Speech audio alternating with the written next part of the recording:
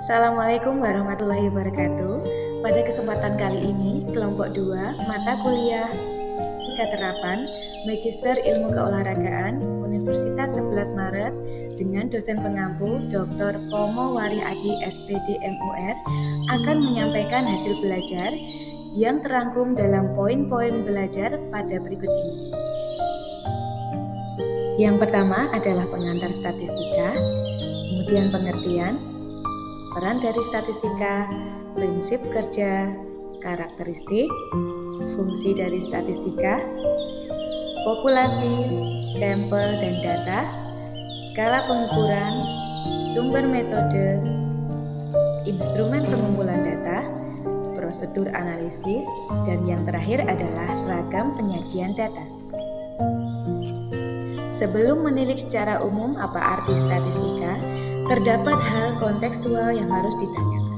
Kenapa harus belajar statistika? Posisi dan kebermanfaatan statistika tergambar secara konkret dalam kehidupan kita. Statistika sebagai alat yang dapat mengilustrasikan dan menerjemahkan data bagi pihak yang menghasilkan data statistik untuk mengambil sebuah keputusan atau kesimpulan. Ini menggambarkan bahwa statistika dapat digunakan sebagai alat komunikasi dan deskripsi. Secara kontekstual, statistika dalam dunia pendidikan dapat membantu peneliti untuk membaca data, membandingkan data, melihat apakah data yang didapatkan saling mempengaruhi, pengertian statistik dan statistika.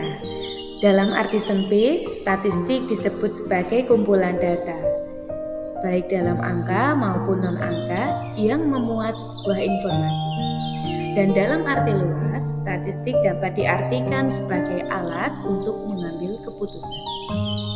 Kumpulan data dari seorang peneliti harus diproses untuk menghasilkan kesimpulan yang memuat informasi. Proses ini dapat berlangsung dengan adanya bantuan dari statistika. Apa itu statistika? Mari kita lihat pengertiannya. Pernahkah kalian bertanya-tanya bagaimana seorang peneliti bisa mengambil keputusan dari sebuah penelitian yang dia lakukan?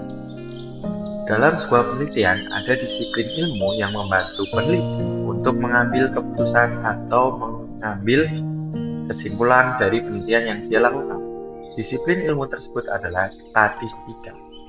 Kalau tadi disampaikan bahwa statistik adalah kumpulan data-data, maka statistika adalah metode ilmiah yang mempelajari pengumpulan, pengaturan, perhitungan, penggambaran, dan penganalisan data serta pengambilan kesimpulan yang valid berdasarkan penganalisan yang dilakukan dan pembuatan keputusan yang rasional. Berikutnya adalah peran statistika. Peran statistika dalam sebuah penelitian adalah untuk menentukan langkah terbaik dalam mengambil keputusan berdasarkan data. Berikutnya juga diperlukan untuk pengelolaan data agar mempermudah pengelolaan data dari serangkaian tes yang dilakukan. Peran berikutnya adalah evaluasi dari hasil atau hipotesis penyajian suatu data. Selanjutnya adalah prinsip kerja. Statistika memiliki prinsip kerja sebagai berikut, yaitu pengumpulan data, pengolahan data, analisis data, interpretasi data, dan hipotesis. Selain itu terdapat variabilitas atau ukuran perbedaan data atau nilai yang tersebar, probabilitas atau kemungkinan yang dinyatakan dalam bentuk angka, objektivitas atau kemampuan melihat atau menilai suatu tanpa dipengaruhi hal yang lain. Statistika memiliki karakteristik tersendiri, yaitu adalah sebagai berikut, yaitu berbasis data, menggunakan analisis, harus objektif, dan variabilitas, serta harus sistematis. Yang selanjutnya kita akan mempelajari tentang fungsi statistika. Yang pertama, sebagai alat komunikasi, membantu memahami informasi tanpa harus melihat seluruh data mentah. Yang disampaikan informasi ini berdasarkan data yang nyata bukan hanya sekedar opini. Yang kedua, ada mendeskripsikan atau mengilustrasikan data, di mana hasil dari data yang ada digambarkan melalui grafik, tabel, diagram, atau ilustrasi data lainnya. Yang ketiga, ada korelasi, mencari pengaruh kuatnya data dalam sebuah penelitian, di mana menunjukkan seberapa kuat dan searah hubungan antara dua variabel atau lebih.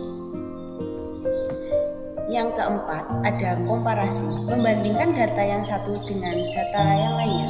Untuk menarik kesimpulan, komparasi ini berperan untuk membuat keputusan berdasarkan data tersebut. Yang terakhir, ada evaluasi.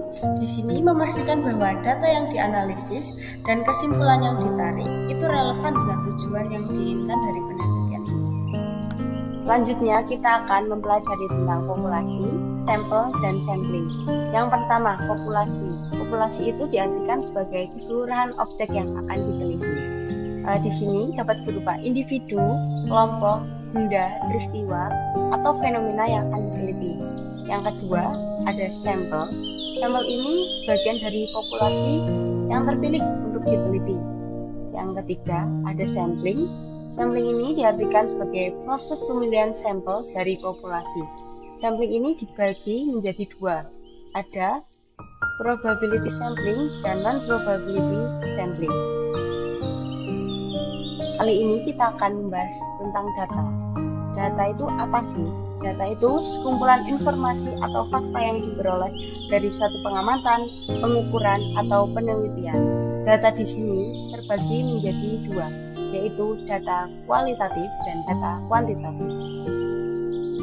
Data kualitatif biasanya berwujud pernyataan atau kata-kata dan didapatkan melalui wawancara, observasi yang sifatnya subjektif. Yang kedua, ada data kuantitatif. Data ini berwujud angka-angka diperoleh dari pengukuran atau pengetesan langsung bersifat objektif. Berikutnya adalah skala pengukuran. Skala pengukuran adalah seperangkat aturan atau prosedur yang digunakan untuk mengklasifikasikan variabel-variabel dalam penelitian ke dalam kategori-kategori tertentu. Tujuannya agar tidak terjadi kekeliruan dalam analisis data dan langkah penelitian selanjutnya. Skala pengukuran terbagi menjadi 4 tipe. Yang pertama, skala nominal, yaitu skala yang hanya membedakan kategori. Contohnya, jenis kelamin, agama, dan warna. Yang kedua adalah skala ordinal, atau skala yang membedakan kategori dengan urutan tertentu. Contohnya adalah peringkat kelas dan juga survei tingkat kepuasan. Yang ketiga adalah skala interval, atau skala yang memiliki jarak antara kategori yang sama. Contohnya tahun kalender, suhu, dan juga skor IQ. Yang keempat adalah skala rasio, atau skala yang memiliki titik nol mutlak. Contohnya ada berat badan, tinggi badan, usia, pendapatan, dan masih banyak lagi.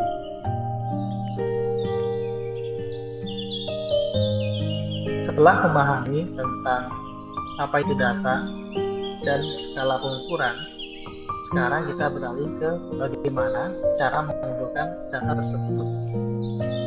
Data dapat dikumpulkan melalui dua sumber. Yang pertama adalah sumber primer, yaitu sumber yang berasal dari sumber pertama melalui wawancara, observasi, atau kuesioner. Yang kedua adalah data sekunder yang berupa data melalui perantara, seperti contohnya laporan, jurnal, dan publikasi. Selain itu juga terdapat metode pengumpulan data. Ada kuesioner, wawancara, tes, observasi, pengukuran, dan juga survei. Data-data tersebut bisa dikumpulkan menggunakan instrumen pengumpulan data. Instrumen pengumpulan data adalah alat atau perangkat yang digunakan dalam pengumpulan. Biasanya berupa kuesioner, atau menggunakan perangkat lunak lainnya.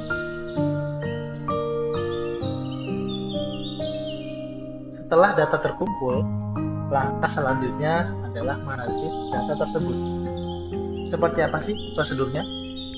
Nah, tahap pertama adalah tentu pengumpulan data itu sendiri melalui berbagai macam sumber dengan metode yang telah ditentukan. Tahap kedua adalah pengolahan data yang berupa membersihkan, mentransformasi, dan mempersiapkan data untuk dianalisis. Tahap ketiga adalah analisis data dengan menggunakan berbagai macam teknik statistik atau analisis. Tahap keempat, setelah data dianalisis, maka data perlu diinterpretasikan atau ditafsirkan untuk menjawab pertanyaan penelitian. Setelah semua prosedur ini dijalankan, maka dapat disajikan dengan beragam penyajian data.